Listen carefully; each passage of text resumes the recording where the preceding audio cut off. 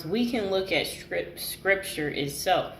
The Psalms work perfectly as prayers because many of them are prayers. Okay?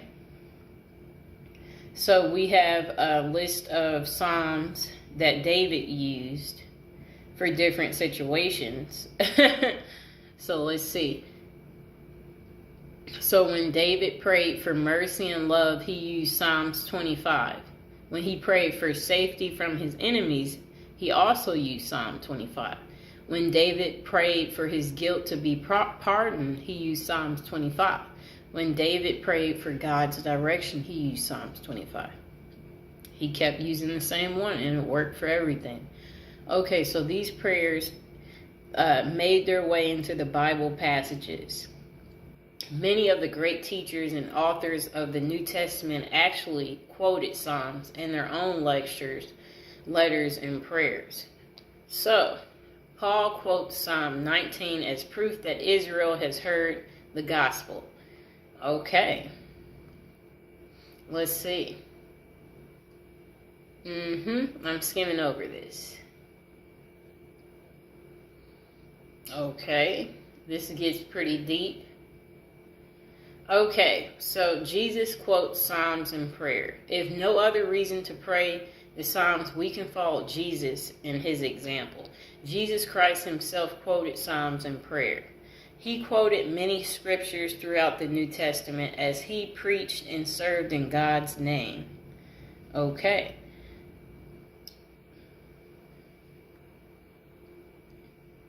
When Jesus hung from the cross, he said, my God, why have you forsaken me? And, Jesus is actually quoting Psalms 22, in which David laments over God forsaking Israel. He quotes a psalm of suffering and of glory, a picture of the gospel. Then, before he takes his last breath, Jesus quotes a psalm again. Okay.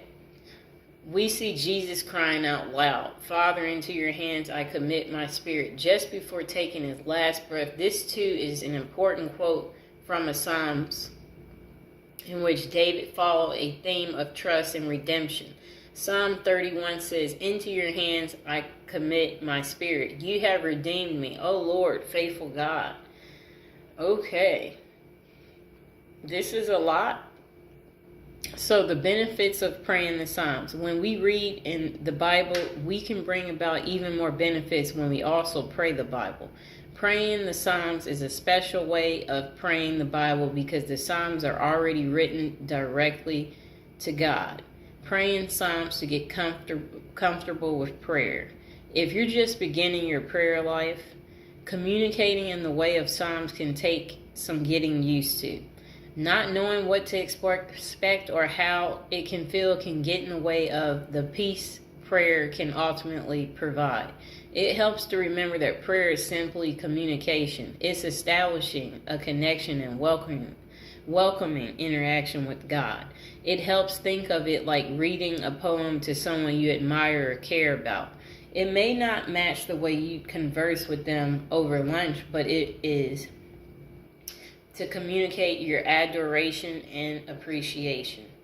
Through prayer, God ensures us the opportunity to tell him concerns, worries, requests, or praises, and anything else on our minds.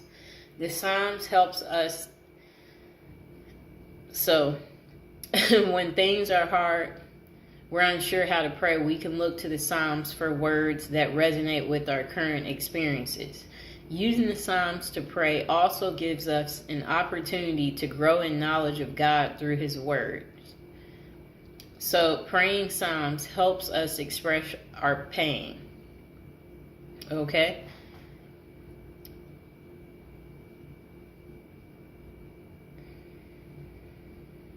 I'm checking out what all they're saying here.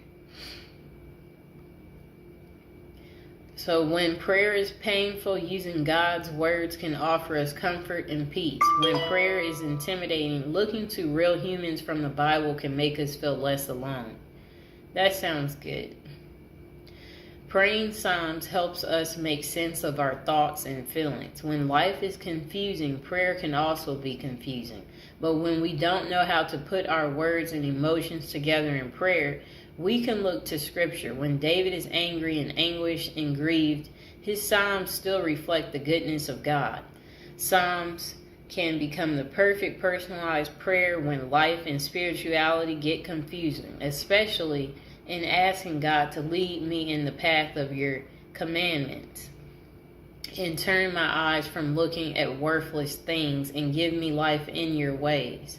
Praying through Scripture in general can help us through confusing times. In fact, there are great examples of our biblical heroes quoting Old Testament scriptures in prayer.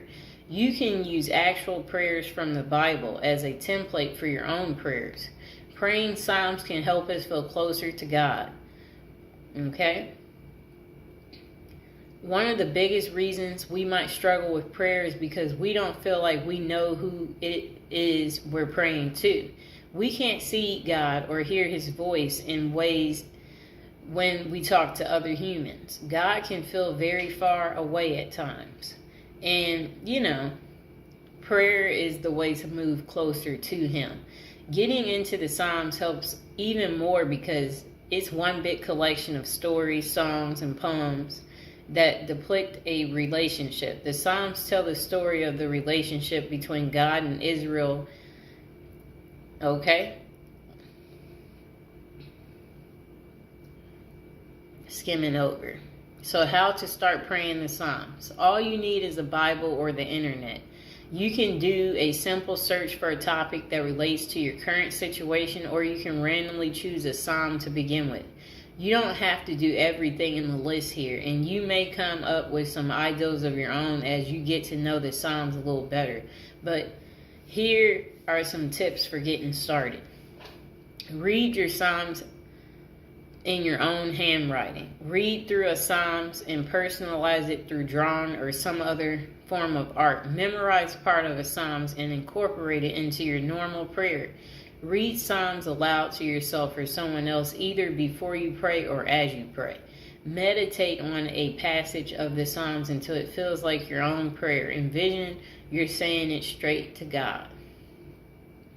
Make a Psalms your own by using I or we in the text.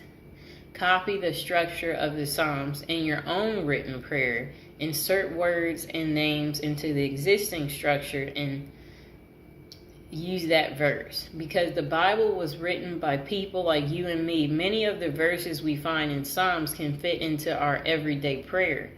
Here are some Psalms to start with, based on the feelings and ideals expressed within them.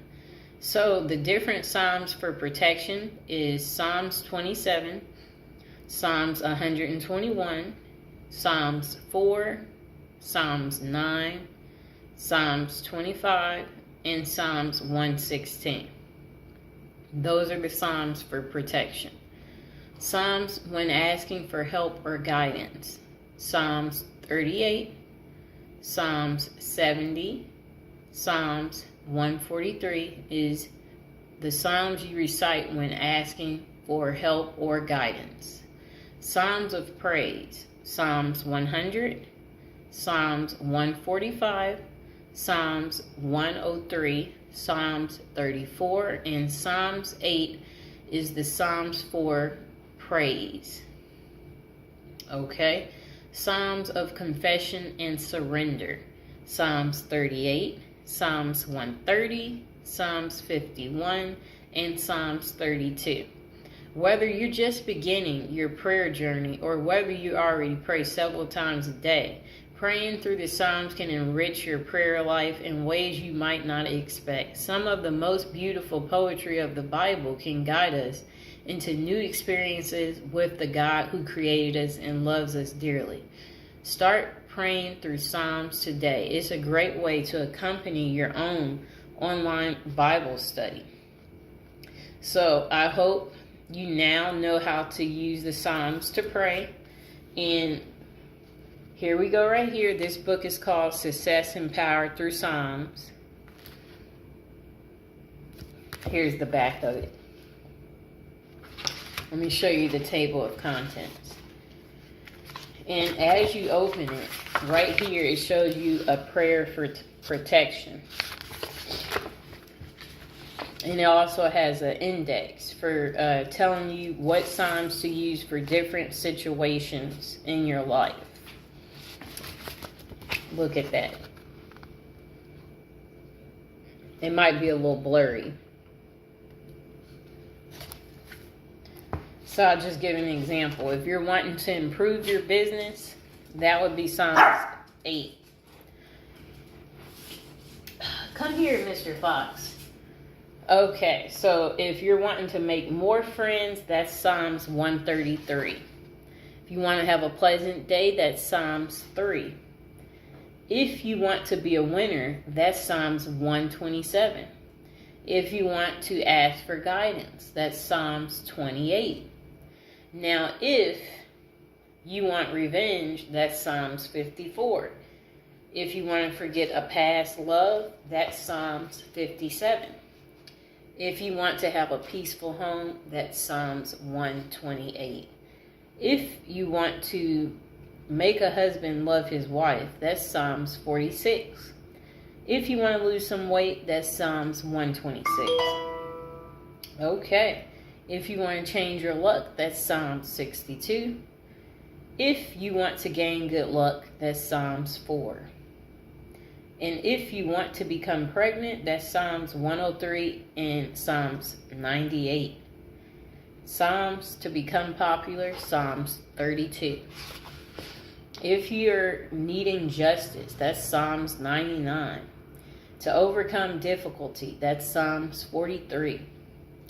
To overcome depression, that's Psalms 141. To receive a healing, that's Psalms 116. To receive a blessing, that's Psalms 144. To strengthen your love, that's Psalms 82.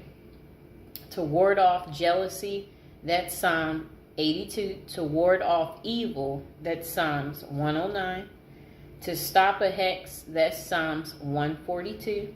To rid your house of evil spirits, that's Psalms 38. To remove an evil spirit, that's Psalms 15. To receive some money, that's Psalms 69. For protection from animals, that's Psalms 58. To prevent a psychic attack, that's Psalms 100. Power to control your enemies, that's Psalms 48. To overcome hatred, that's Psalms 137. We'll do one more. To open up the future, that's Psalms 84. So I hope you guys see how cool this is. And here's the other book called The Power of Psalms. 375 ways to use the Psalms for love, power, revenge, success, blessing, prosperity, and protection. And the book shows different rituals, prayers, and purpose. All 150 Psalms are included in this book right here. And let me see. What should I show you about this too? They have a table of contents too.